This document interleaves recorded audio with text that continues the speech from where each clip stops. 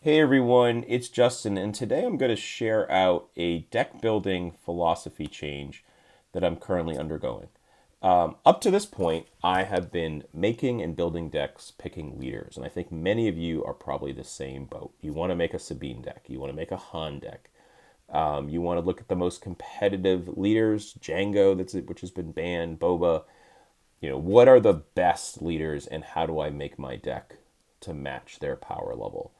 And recently, we've seen in the meta some shifts with people experimenting and having success with bases, changing up bases that maybe people didn't think were very good when they first were spoiled by FFG, and we're now seeing them making top eights. So I'm going to take that principle and say, all right, instead of building out a Sabine deck, instead of building out a Han deck or a Kira deck or a Vader deck, I'm going to build out a data vault deck. And what does that mean? Like, how does that sort of dictate what the rest of my deck should be?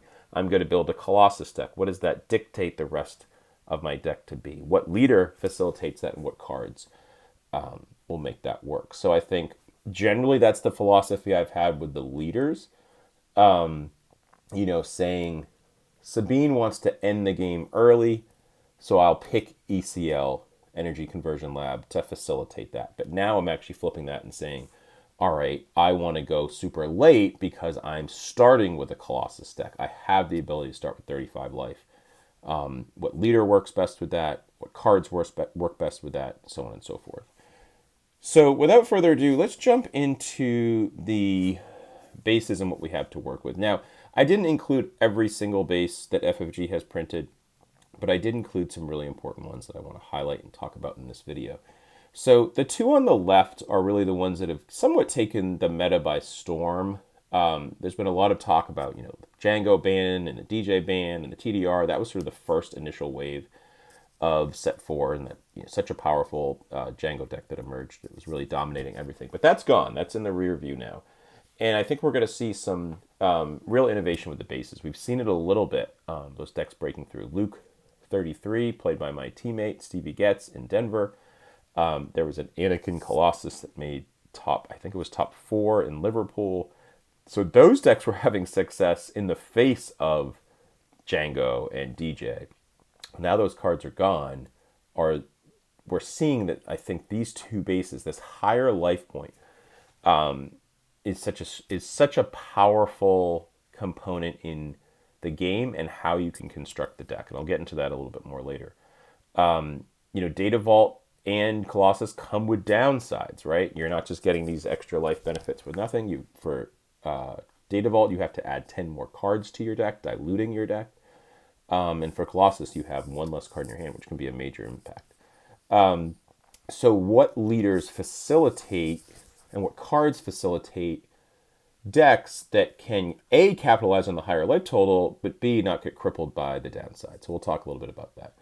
On the far right, top right corner, right above me, you see ECL and Tarkentown. These, I think, are the bases that up until this point have dictated a little bit more about how we're building, right? They're big pieces of your deck. Sabine ECL would not be as strong without ECL, right? Poe Wrecker being granted haste is just, or ambush, excuse me, is such a strong component of that deck, especially in set 2 when those first two cards came out. But even before that, with Steadfast Battalion, that's sort of an integral part of that deck. We haven't really ever seen a Sabine Green 30 deck.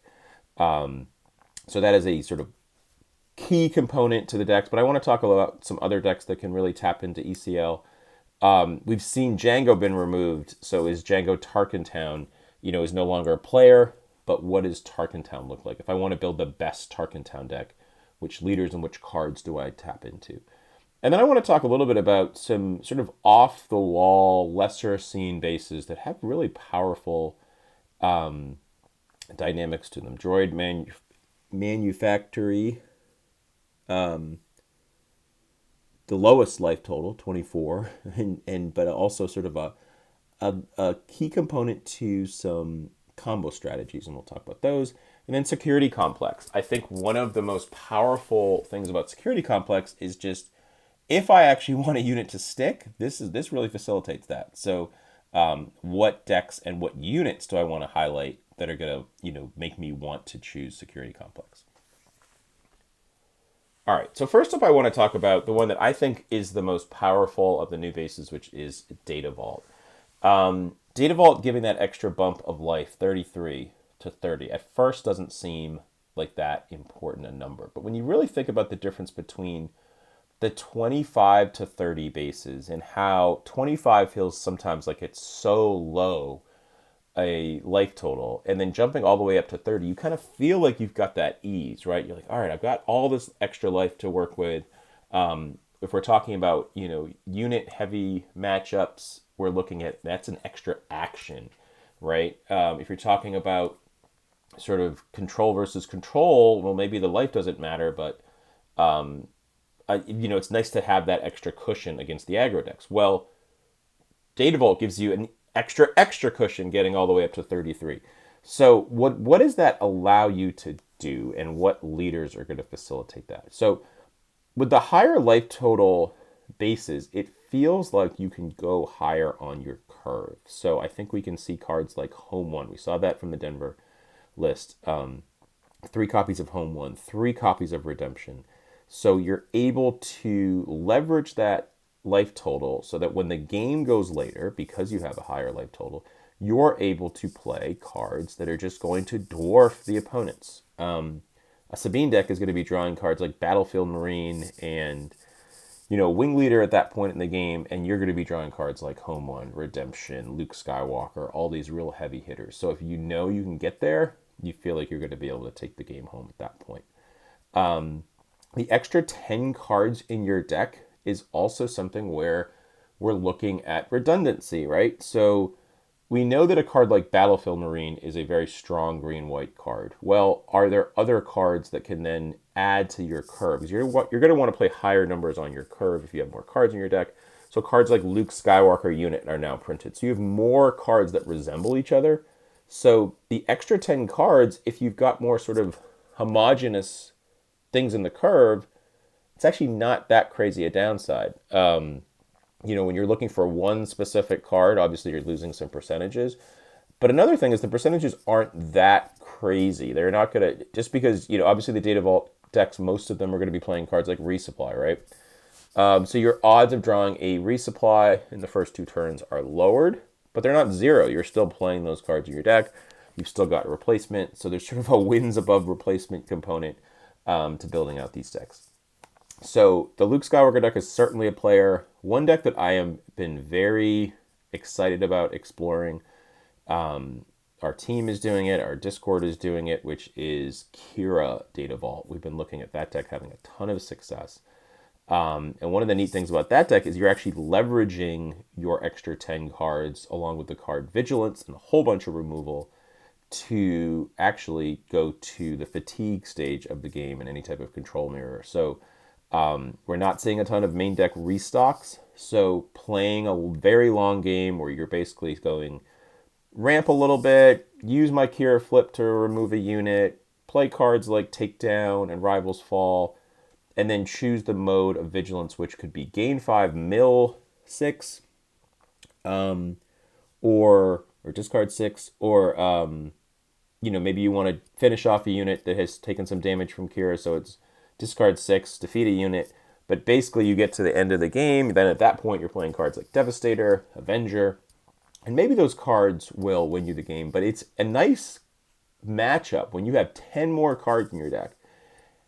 Life totals aren't really that impacted when you're playing these giant control mirrors. And you're basically just trading units. Their Devastator destroys your Devastator, then you play an Avenger that game, but you know you're going to have the upper hand because you've just got more cards in your deck. So this is not always a downside. Data Vault Kira is certainly going to be a player in this new meta, and we've seen Luke Data Vault as well. So those are the 2 leaders and strategies that I'm looking at. I'm looking at Luke to say, all right, Luke lets me get to cards like Home One, Redemption. We've seen this sort of established list. I'm looking at saying now, all right, what else can I do with Data Vault? And Kira has vaulted to the front along with using Vigilance. So those are the cards that I'm trying to tap into the power level of the base.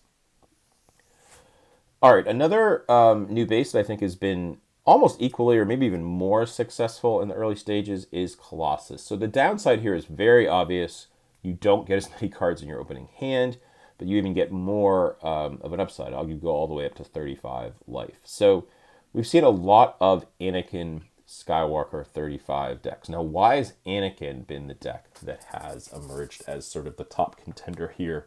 Well, you're looking at offsetting the downside, which is, okay, at first thought we might say, is it a Palp deck that's actually going to do this? It's something that can draw us cards. And the answer to that was no. It's not so much a draw card thing, but it's basically the cards that you draw early on, you want them to always sort of answer what the opponent's doing. So a card like if you're on the play and you're able to play really any unit, if you're in the same lane, it's always going to be able to kill the opponent's turn one play. That's really, really good against like a Han Solo deck where your Sabine can then kill like an Ezra turn one, or can kill something even with 5 toughness. So getting your sort of trading to happen earlier. And then what ends up happening is you can play units in the Colossus deck that draw cards. Cards like Yoda, the X-Wing that draws a card when it does 2 damage to itself, Obi-Wan Kenobi. These cards can draw you, sort of get you back in the game. But what ends up happening is you've got that extra life, which ends up getting you to your Anakin flip turn. It gets you to your Luke Skywalker. It gets you to the later stages of the game where you're going to be more powerful. So your units trade early. You've got your buffed life total. So you kind of are just guaranteed that you're getting to Luke Skywalker. You're getting to your very powerful flip turn of Anakin Skywalker. Another build of how the leader and the base works together is Anakin's ability here of having more life to work with to make his power level higher. So I think Anakin is the clear match here. This is sort of a little bit contradictory to what I was saying earlier, which was, okay, build with the base and then pick which leader. I think this is pretty clearly defined. The best Colossus deck is Anakin. And I think this base is super, super powerful. I've certainly done a ton of losing to this Anakin deck. I do think it has a little bit of a weakness to early discard, because I think you can make 3 cards work in your opening hand, especially you just mulligan for a low curve, you trade units, and eventually you draw your good cards. But if they play cards against you like Spark of Rebellion or Pillage or Force Throw, it does get pretty hairy there as you're navigating with very few cards in hand. All right, we talked a little bit before about ECL with Poe Wrecker, and I think for the most part that's been a Sabine component. But I do want to sort of tie in the concept of Poe and Wrecker ECL in space decks, namely Poe Leader, being able to go all space, but then just have Poe Wrecker for ECL to finish the job. Anything that sort of pops up on the ground can be very strong. I do think the ECL Poe deck is a little bit weak to Han, which I think is one of the reasons we haven't seen it pop up as much. But I have been thinking about, all right, ECL, let's not tie it to Sabine. How do we build with other leaders in mind? Still using Poe and Wrecker as my key components to facilitate ECL. But could it be Poe? Could it be another red leader that we want to look at? Is there a Luke Skywalker from set 4 that we could use with ECL?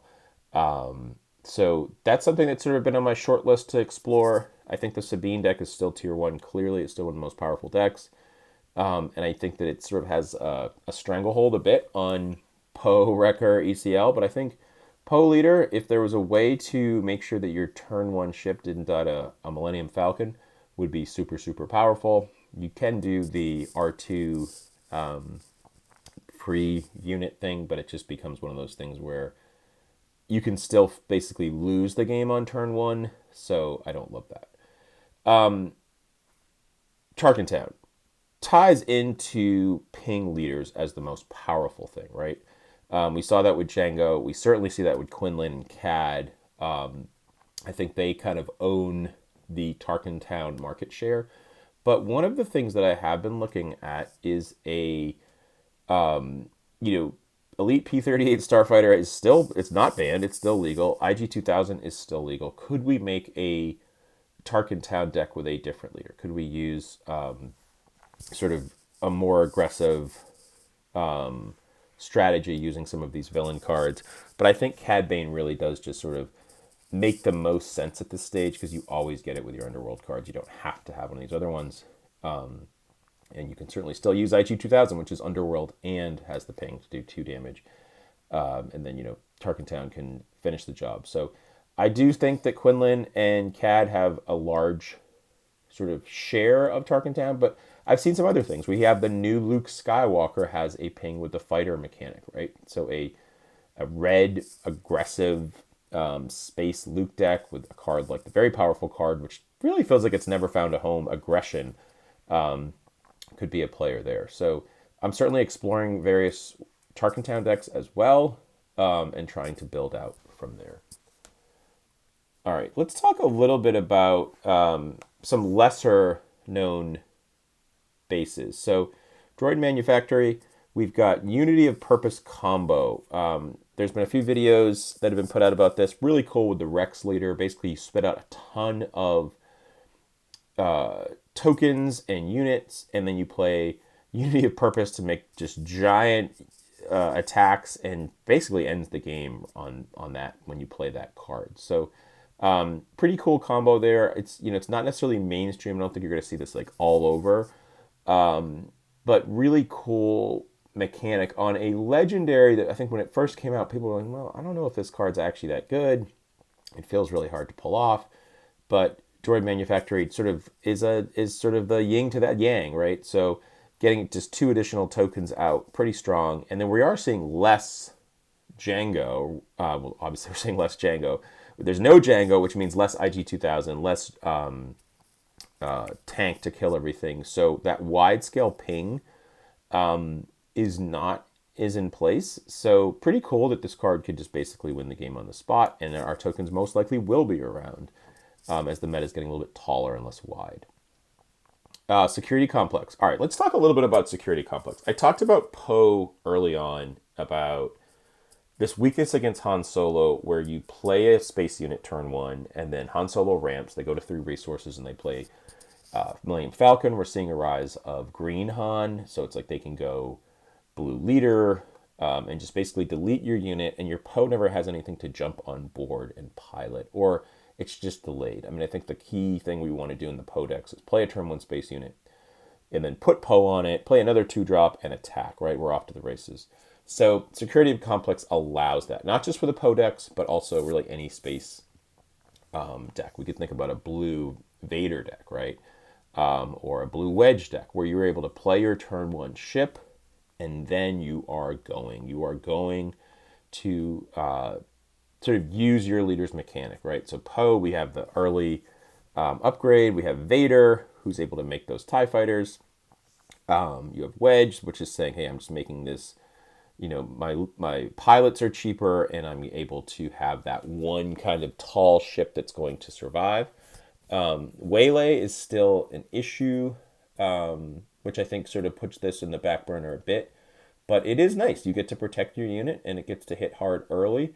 And I think there's a lot to build there. So I think if you're looking at wanting to build a pilot deck, I think the Luke leader, I've mentioned him a few times now, that's another one that can sort of tie in to Security Complex decks. So I'm going to be exploring Security Complex. The life total is relevant based upon just the nature of this deck, right? You're racing in space, but you're starting at 25. It's going to be tough how you're going to beat a yellow Han that goes to the ground and has like cunning, right? And we think that deck is still going to be very strong. So hard to race at 25, but I think there's still something there.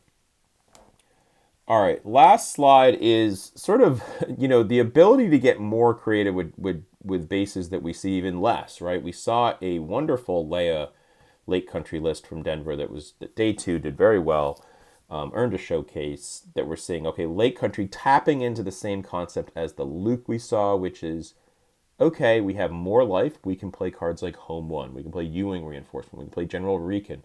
We can go and basically have our early stage of the game with cards like Battlefield Marine, Fleet Lieutenant, but just keep going. I don't need to stop because I think that late game is also going to be beneficial to me with these high power cards.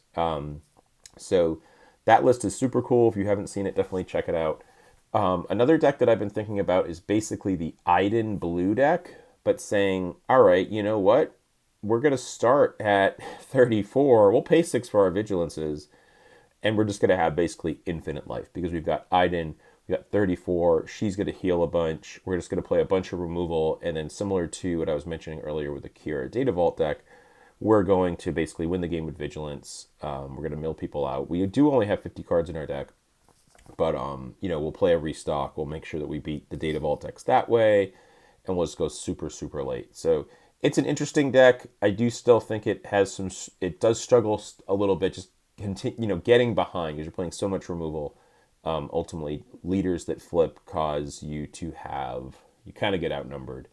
I'm still trying to figure out Iden by the Lake, but there's a real creativity, and I think these bases are leading to the creativity, not the leaders right now. We're seeing people exploring. I'm in that world. I'd love to hear in the chat what you guys think. I'd love to hear in our Discord. Definitely at me if you've been exploring some of these cool bases. The leaders are what make the game, right? They're the exciting things. They're the ones we look at the previews and spoiler season the most interested. But I think the bases are right there in terms of how they impact the game, and we're seeing a major role they're playing in the meta, and just what these higher life totals are doing to a deck like a Sabine, right? Which people might have thought, hey, Sabine is going to dominate every single tournament. Well, turns out doing 35 damage is pretty tough, especially when decks can get to cards like Luke Skywalker and Obi-Wan and Redemption. Doing 33 damage is really tough when decks can get to Home 1 and Luke Skywalker, or the villain side, Devastator and Avenger or Vader. They can get there, kind of knowing you've got that extra life to play with. So, really exciting times from Star Wars Unlimited. Really exciting post-meta. We have Richmond coming up, and then Minnesota. We'll see continuing developments of the meta. And yeah, I'm pumped to play and explore the bases. So that was it. Hope you enjoyed the video, and I'll see you next time.